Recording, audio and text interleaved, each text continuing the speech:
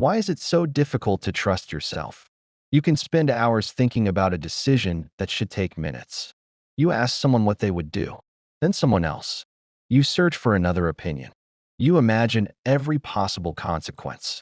You make the decision, and then immediately question it. What if I'm wrong? What if I should have chosen differently? What if they know something I don't? So you go back. You reconsider. You look for another sign, another opinion, another reason to believe that you're making the right choice. And eventually, you aren't even trying to make a decision anymore. You're trying to find a decision that comes with zero possibility of regret. But that decision doesn't exist. The deeper problem may not be that you are indecisive. It may be that somewhere along the way, you learn not to trust your own inner authority. You learn to look outside yourself before listening within. And when that happens for long enough, something subtle begins to disappear. Not intelligence, not intuition, self-trust. Carl Jung understood that becoming psychologically whole requires something more difficult than simply knowing what other people expect from you. You have to discover what is actually yours. Your values, your instincts, your desires, your boundaries, your judgment, your direction. But if your personality has been shaped around pleasing, adapting, obeying, or avoiding disapproval, your own voice can become buried underneath everyone else's. You may become incredibly good at understanding other people, while remaining strangely uncertain about yourself. And the tragedy is that you may mistake this uncertainty for humility. You tell yourself you're simply being careful, open-minded, considerate, responsible. But sometimes what looks like consideration is fear. Fear of being wrong, fear of disappointing someone, fear of making a choice that cannot be undone, fear that if you trust yourself and something goes badly, you will have nobody else to blame. So you keep searching for certainty outside yourself. And the more you do it, the weaker your inner authority becomes. Because every time you override your own judgment in order to seek permission from someone else, you teach yourself the same unconscious lesson. I cannot trust me. And eventually, you don't just question your decisions. You begin questioning your perception, your feelings, your instincts, your memory, your boundaries, even your right to want what you want. That is much deeper than indecision. It is a fracture in your relationship with yourself. And repairing that relationship requires something Jungian psychology repeatedly brings us back toward: individuation, the slow and sometimes uncomfortable process of becoming the person you actually are, rather than the person you learned you were supposed to be. Most people don't wake up one morning and suddenly decide that their own judgment cannot be trusted. It usually happens gradually. A small correction here, a criticism there, a decision that was questioned, a feeling that was dismissed, a desire that was called selfish, a boundary that made someone unhappy, a mistake that was treated as proof that you couldn't be trusted with your own choices. Over time, you begin learning a dangerous lesson. Not, sometimes I make mistakes, but my judgment is dangerous. Those are completely different beliefs. The first allows you to remain human. The second teaches you to become dependent on external approval. You begin checking yourself before anyone else has even said anything. Is this okay? Will they approve? Am I being unreasonable? What would they do? What if everyone thinks I'm wrong? And eventually, another person's opinion can feel more authoritative than your own experience. You can know that something doesn't feel right and still talk yourself out of it. You can know that you don't want something and still say yes. You can sense that a person isn't good for you and then spend weeks gathering evidence to justify what your instincts already told you. This is where self-distrust becomes exhausting, because you aren't simply making decisions. You're putting yourself on trial. Every choice becomes a case you have to argue. You collect evidence. You imagine objections. You search for certainty. You ask other people to validate what you already know. And even after they do, you still don't feel settled, because external reassurance can temporarily quiet self-doubt. It cannot permanently create self-trust. That has to come from within. Jung's concept of the persona helps us understand part of this. The persona is the face you develop to function within society. The agreeable one, the successful one, the intelligent one, the good daughter, the good son, the reliable friend, the person who doesn't cause problems. There is nothing inherently wrong with having a persona. We all need some ability to adapt to the world. The danger comes when adaptation becomes so complete that you lose contact with the person underneath it. You become so skilled at asking, "Who do I need to be here?" that you stop asking, "Who am I?" And that distinction matters. Because if your identity depends heavily on other people's approval, making an independent decision becomes psychologically expensive. Your decision isn't just a decision anymore.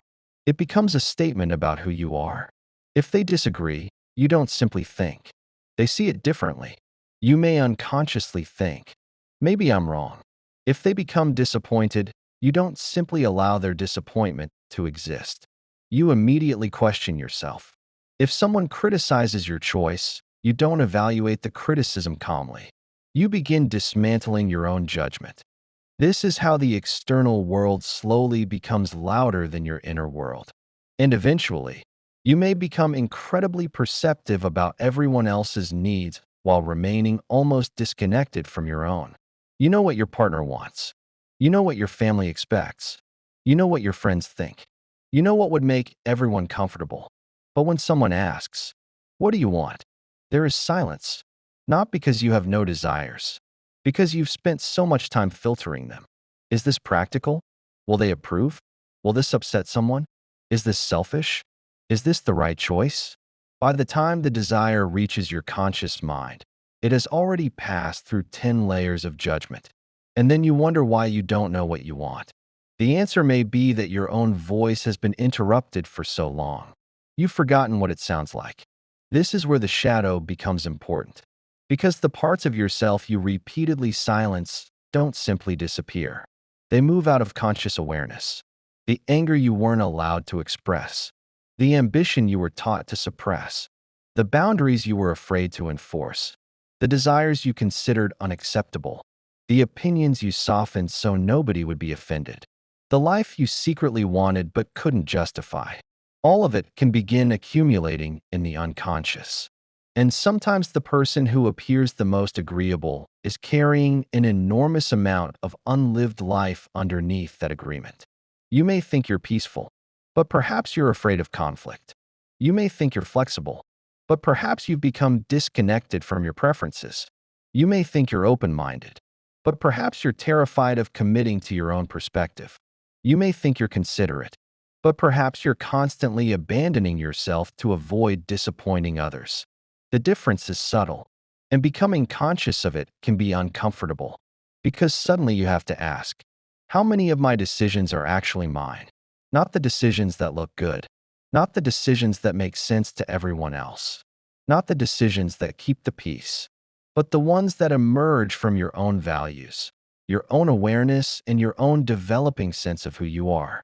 That question takes us deeper than confidence, because confidence can sometimes be another persona. You can perform certainty without actually knowing yourself. Self-trust is quieter. It doesn't promise that you'll always be right. It says something much more mature. Even if I make the wrong decision, I trust myself to face what comes next. And that is where your relationship with yourself begins to change. Because perhaps you don't need to become someone who never makes mistakes. Perhaps you need to become someone who no longer believes that making a mistake means you were wrong to trust yourself. That distinction can change everything. The moment you begin separating a mistake from a failure of self-trust, something inside you becomes quieter. You realize that certainty was never the goal. You were looking for a guarantee that your decision would lead to the outcome you wanted.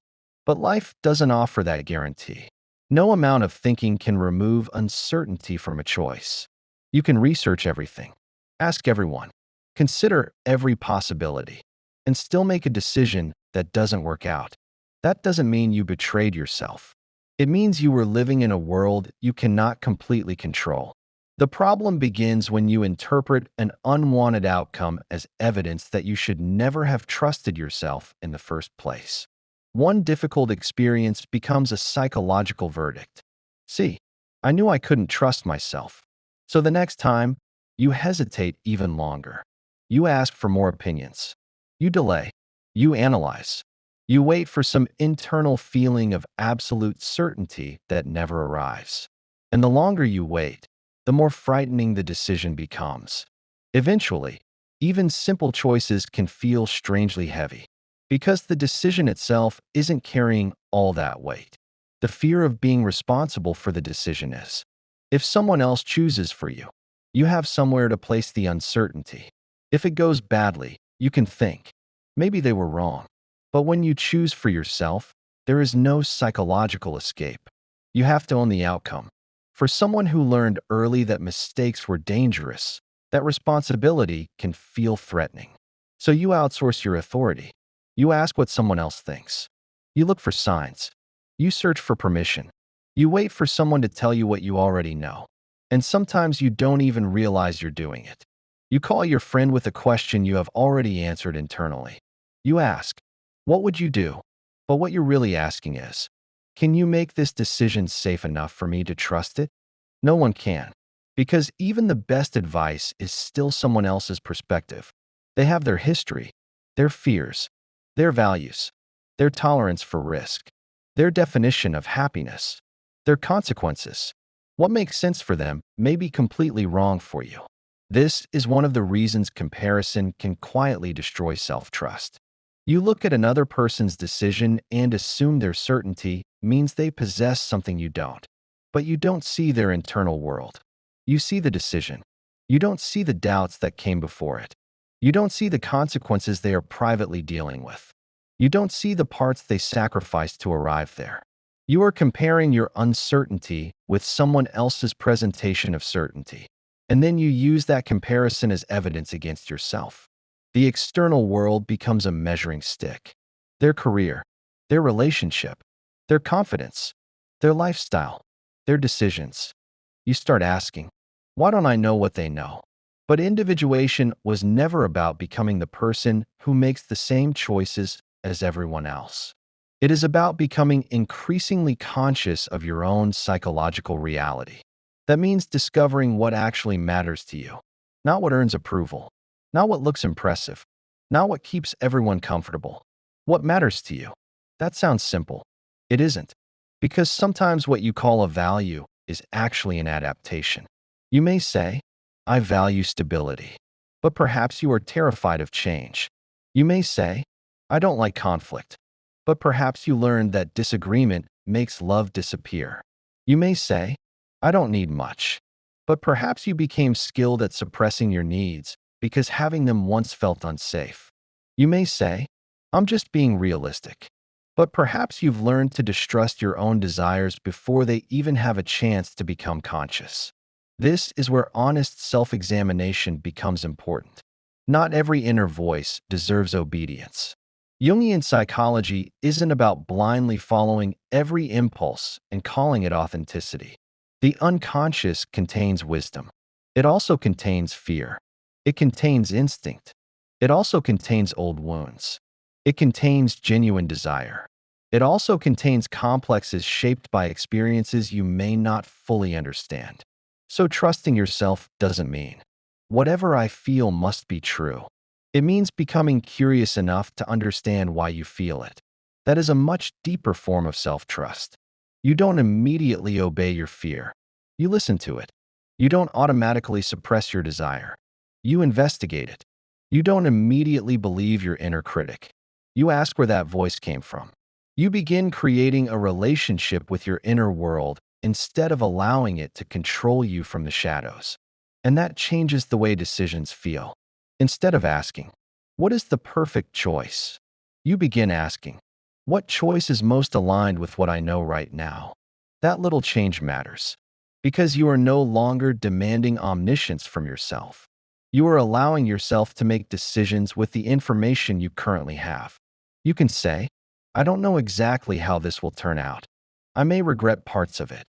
Other people may disagree. There may be consequences, and I can still choose. That is inner authority, not certainty. Capacity. The capacity to choose while uncertainty is still present.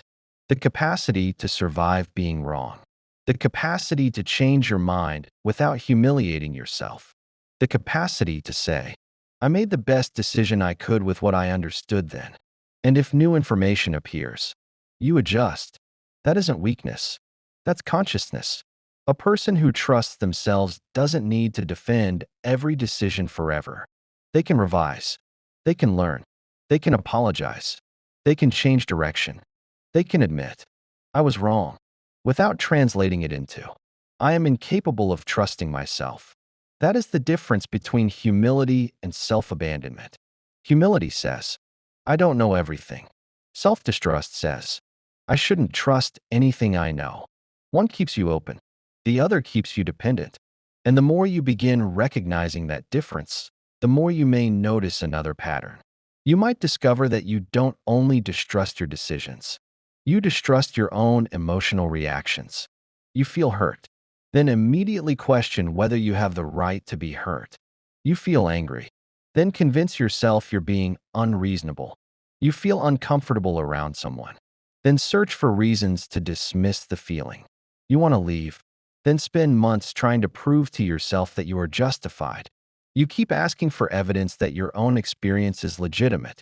And this is where self-trust becomes much bigger than decision-making. It becomes the ability to remain connected to your own experience without immediately handing authority over it to someone else. Your feelings don't always tell you what to do, but they are information. Your instincts aren't always correct, but they are information. Your discomfort isn't always proof that something is wrong, but it is information. The mature response isn't to blindly obey yourself.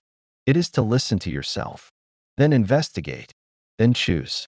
That is how inner authority develops, quietly, through thousands of small moments where you stop abandoning your own perception simply because someone else might disagree with it. You say what you actually think. You notice what you actually feel. You acknowledge what you actually want. You make a choice. You live with the result. You learn. You adjust. And gradually, something that once felt fragile begins becoming stronger. Not because you finally discovered how to make perfect decisions, but because you discovered that you can trust yourself to meet whatever comes after them. And that realization leads to an even deeper confrontation. Because if you have spent years looking outside yourself for permission, guidance, and certainty, what happens when you finally stop asking? Who are you when there is no one left to tell you what you should choose? That is where the journey toward your own inner authority becomes much more uncomfortable and much more liberating. There comes a point where you realize that trusting yourself does not mean having an answer before anyone else does. It means being willing to hear your own answer before you ask the world for one. That can feel strangely vulnerable, because when you stop outsourcing your decisions, you lose something you may have depended on for years: permission. No one is going to tell you that you're making the right choice. No one can guarantee that it will work. No one can remove the possibility of regret. You have to stand inside the uncertainty and choose anyway. For someone who has learned to distrust their own judgment, this can feel almost like stepping into darkness. So you may begin looking for certainty in other forms. You look for coincidences. You look for signs. You look for someone who agrees with you. You wait until the decision feels completely comfortable. But sometimes that comfort never arrives, because the part of you demanding certainty isn't necessarily your intuition. It may be fear. Fear wants guarantees. Intuition is often quieter. Fear asks, what if everything goes wrong? Intuition may simply say, this doesn't feel right. Fear creates endless arguments. Intuition can be surprisingly simple. The difficulty is that when you've spent years suppressing your inner authority, you may not immediately know the difference. You have to learn, and learning requires attention. Not more opinions, not more analysis. Attention. Notice what happens inside you when you imagine saying yes. Notice what happens when you imagine saying no. Notice whether your body becomes tense because something is genuinely wrong, or because you're afraid someone will be disappointed. Notice whether you want something, or whether you want the approval that might come from choosing it. Notice whether you're changing your mind because you've discovered something new, or because someone challenged your right to have an opinion. These distinctions seem small. They are not. They are the beginning of psychological differentiation. Because differentiation means becoming capable of remaining yourself while other people have their own reactions, expectations, and beliefs. Someone can disagree with you, and you can remain connected to yourself. Someone can be disappointed, and you don't have to reverse your decision. Someone can think you're making a mistake, and you can listen without immediately surrendering your judgment. That is a completely different relationship with other people. You stop treating disagreement as evidence that you are wrong. You stop treating disappointment as evidence that you have done something wrong. You stop treating someone's confidence as proof that they know better than you.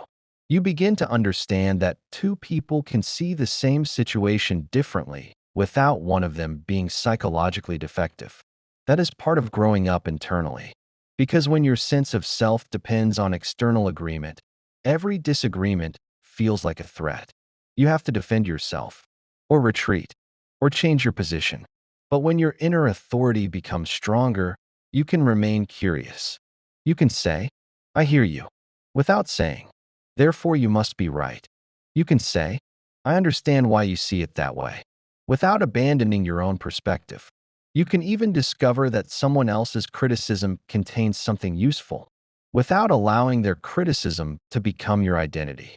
That is self-trust with humility. It doesn't make you stubborn. It makes you harder to manipulate.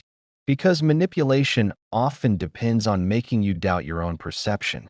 If someone can convince you that your feelings are always wrong, you will look to them to interpret your feelings. If someone can convince you that your judgment is unreliable, you will ask them what you should decide. If someone can convince you that your boundaries are selfish, you will keep crossing them yourself. And eventually, they don't even have to control you directly. You begin doing it for them.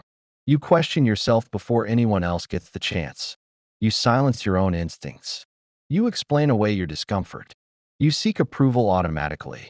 This is why rebuilding self-trust can feel like taking your authority back. Not authority over other people. Authority over your own inner life. You become the person who listens to yourself before asking everyone else what you should think. You become the person who can say, I need time to decide, instead of immediately asking someone else to decide for you. You become the person who can say, I don't want this, without needing a 5-page explanation. You become the person who can say, I changed my mind, without experiencing it as a moral failure. You become the person who can say, I made a mistake, without turning the mistake into evidence that you are incapable. And this is where the shadow can become an ally rather than something you fear. Because the shadow doesn't only contain your anger and your difficult traits. It can also contain qualities you were never permitted to develop. Your assertiveness, your ambition, your independence, your ability to disagree, your willingness to disappoint people, your capacity to say no, your right to want something without making it acceptable to everyone else first. If those qualities were pushed into the unconscious because they were considered unacceptable, they don't disappear. They wait. And sometimes the person who seems indecisive is actually carrying enormous amounts of suppressed certainty. They know. They just don't trust themselves enough to act on what they know. That is a painful realization, because you may look back and recognize how many times you already knew. You knew you didn't want to stay. You knew something felt wrong. You knew the opportunity wasn't right for you. You knew you needed rest. You knew you wanted to change direction. You knew you were unhappy. But you kept asking everyone else. Not because you lacked an answer, because you lacked permission to trust the answer. And perhaps that is the real wound. Not, I don't know what I want, but I don't believe I'm allowed to want what I want unless someone else approves. Once you see that, your decisions begin to look different. You stop asking whether everyone will understand. You start asking whether the choice is aligned with your values. You stop asking whether nobody will be disappointed. You start asking whether you can remain honest with yourself. You stop demanding certainty. You start developing resilience. Because self-trust isn't built when every decision works out perfectly. It is built when something doesn't work out. And you don't turn against yourself. You learn. You adapt. You grieve if necessary. You take responsibility where responsibility belongs. Then you continue. That is what makes inner authority durable. You don't need to be right all the time. You need to know that you won't abandon yourself when you're wrong.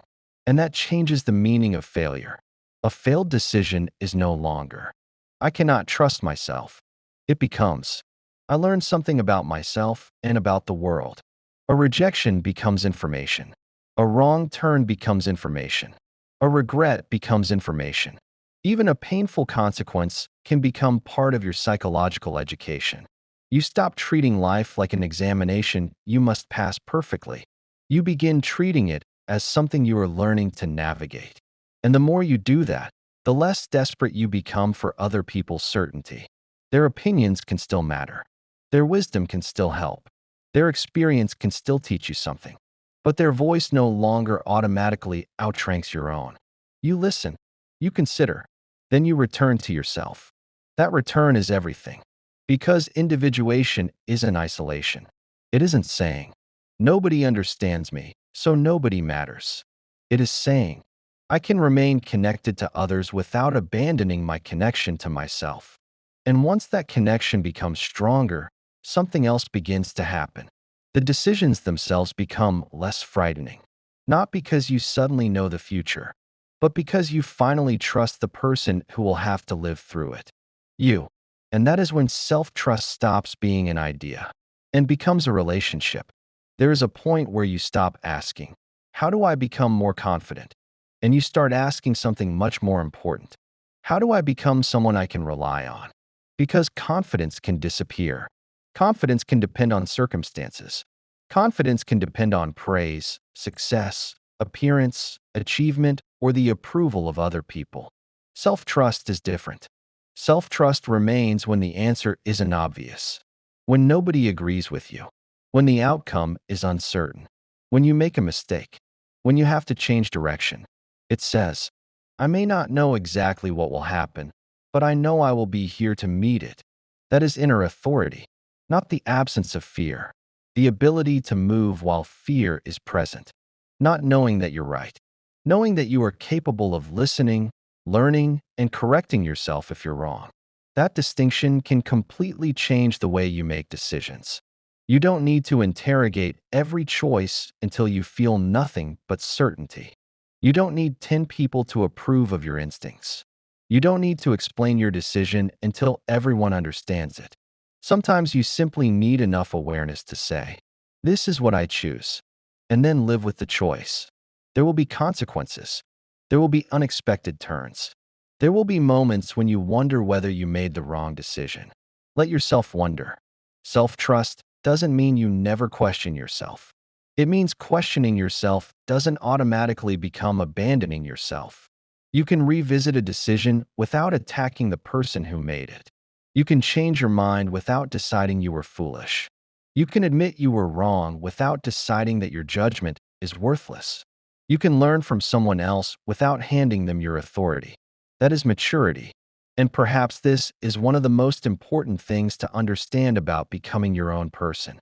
You are allowed to be influenced without being controlled. Listen to people. Learn from them. Take advice. Consider perspectives you hadn't seen. But eventually, come back to yourself. Ask what remains when everyone else's opinions have gone quiet. What do you believe? What do you value? What do you want? What are you unwilling to continue doing? What are you willing to risk? What kind of life actually feels like yours? These questions don't always produce immediate answers. That's okay. Sometimes the first stage of self-trust isn't knowing. It's becoming willing to listen. You may have ignored your inner voice for so long that it doesn't speak loudly anymore. Don't demand that it scream. Create enough silence to hear it. Notice the small reactions, the hesitation, the relief, the resistance, the quiet excitement, the heaviness, the sense of expansion, the sense of contraction. None of these should be treated as absolute commands, but they are information. Your task is to become curious about the information instead of immediately dismissing it. Because the more you listen, the more familiar your own psychological landscape becomes. You start recognizing the difference between fear and intuition, between guilt and responsibility, between desire and approval seeking, between genuine uncertainty and the old reflex to ask someone else what you should do. And that recognition creates something powerful.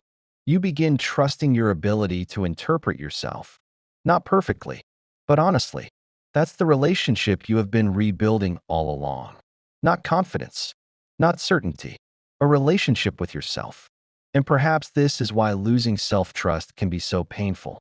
Because when you don't trust yourself, every decision becomes an argument.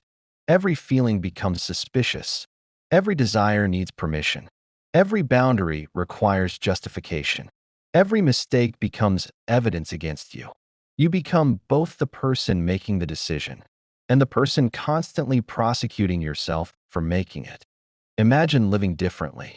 Imagine making a decision and allowing it to be a decision, not a permanent sentence, not a prediction of your entire future, just a choice made by the person you are today with the information you have today. If it works, you learn. If it doesn't, you learn. If you change, you learn. If you discover something new, you adjust. Nothing requires you to remain loyal to an old version of yourself simply because you once chose it. That is another part of individuation. You are allowed to become. You are allowed to outgrow your previous conclusions. You are allowed to discover that something you once wanted no longer belongs to you. You are allowed to change your mind because you changed.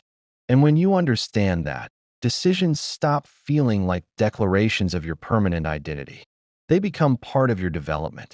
You don't have to know exactly who you will become before you take the next step. You only have to be honest about the step in front of you. That may be enough. So the next time you find yourself endlessly questioning a decision, pause. Before you ask someone else, before you search for another opinion, before you open another tab looking for certainty, ask yourself, what do I already know? Then ask, what am I afraid will happen if I trust what I know? That second question may reveal more than the first, because sometimes the obstacle isn't a lack of clarity. It's the fear of what your clarity will require you to do. Maybe you'll have to say no. Maybe you'll disappoint someone. Maybe you'll leave something familiar. Maybe you'll finally admit that you don't want the life you've been trying so hard to justify. Maybe you'll have to stop being the version of yourself that everyone understands. That can be terrifying. But there is another kind of fear waiting on the other side. The fear of reaching the end of your life and realizing that you spent years making choices based on everyone else's voice, while barely listening to your own. You don't need to become reckless. You don't need to reject advice. You don't need to stop caring what anyone thinks. You simply need to stop giving everyone else the final vote. Because your life cannot become fully yours while your inner authority remains outsourced. At some point, you have to take the pen back. Not because you know exactly where the story is going, because you are willing to write the next page yourself. And maybe that is what you've been searching for every time you asked someone else what you should do. You weren't looking for an answer. You were looking for permission to trust yourself. So give yourself something better than permission. Give yourself a chance. Make the choice. Take the step. Listen. Learn. Adjust. And if you make a mistake, don't turn against yourself. Stay. That may be the most powerful form of self-trust there is. Because eventually, the goal isn't to become someone who always knows what to do. The goal is to become someone who knows. Whatever happens, I will not abandon myself. That is inner authority. That is the beginning of individuation. And that is how you stop living as a reflection of everyone else's expectations and begin becoming yourself. If this video made you recognize how often you've been looking outside yourself for permission, subscribe to Inner Phoria.